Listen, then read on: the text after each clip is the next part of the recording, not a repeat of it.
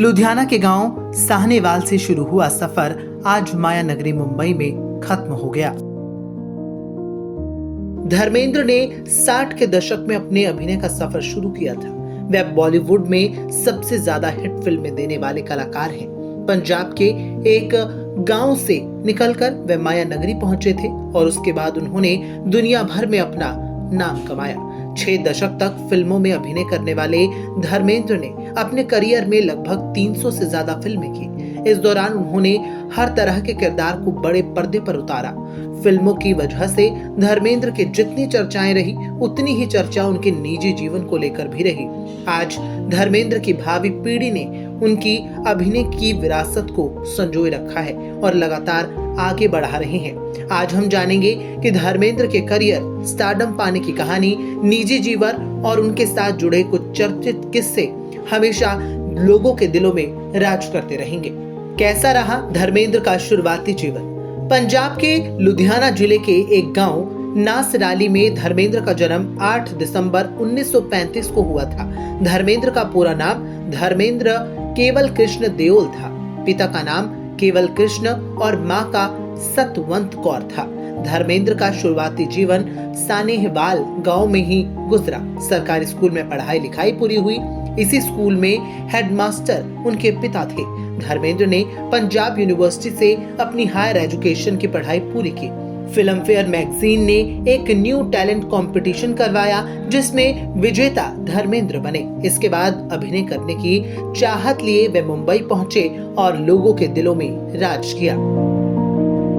धर्मेंद्र के अभिनय के दीवाने थे दर्शक। 1960 में फिल्म दिल भी मेरा हम भी तेरे से बॉलीवुड से धर्मेंद्र ने अपना डेब्यू किया था। फिल्म को बॉक्स ऑफिस पर उतनी सफलता नहीं मिली। इसके बाद फिल्म शोला और शबनम में वे नजर आए। इस फिल्म में मनचाही सफलता मिली और आगे चलकर धर्मेंद्र ने अनपढ़, बंदिनी, आई मिलन की बेला, हकीकत, फूल और पत्थर, ममता, अनुपमा, इज्जत, आंखें, मंझली दीदी, चंदन का पालना जैसी कई बड़ी फिल्मों में उम्दा काम किया जिसको दर्शकों ने खूब प्यार दिया। 70 के दशक में मिला स्टारडम, हेमा मालिनी संग बनी हिट जोड़ी।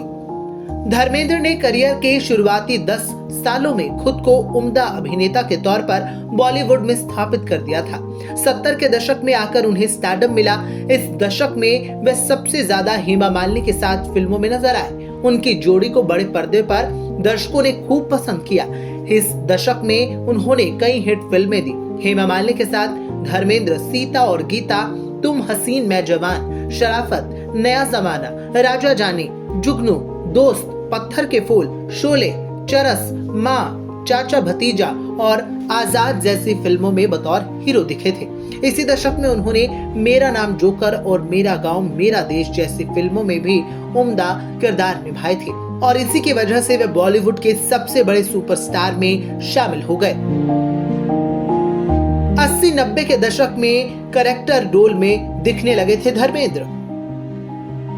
अपने करियर में धर्मेंद्र ने एक्शन फिल्में खूब की थी। वे हिंदी सिनेमा में ही मैन कहलाए जाते थे, जो कि आज भी कई लोग उन्हें ही मैन कहते हैं। लेकिन जब बात कॉमेडी की आए तो उनको दर्शकों को खूब हंसाया भी है।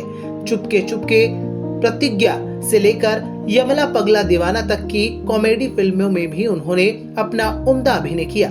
80 और 90 के दशक में आकर धर्मेंद्र कैरेक्टर रोल में नजर आने लगे थे। इस दशक में भी वे बड़े पर्दे पर खूब सक्रिय रहे।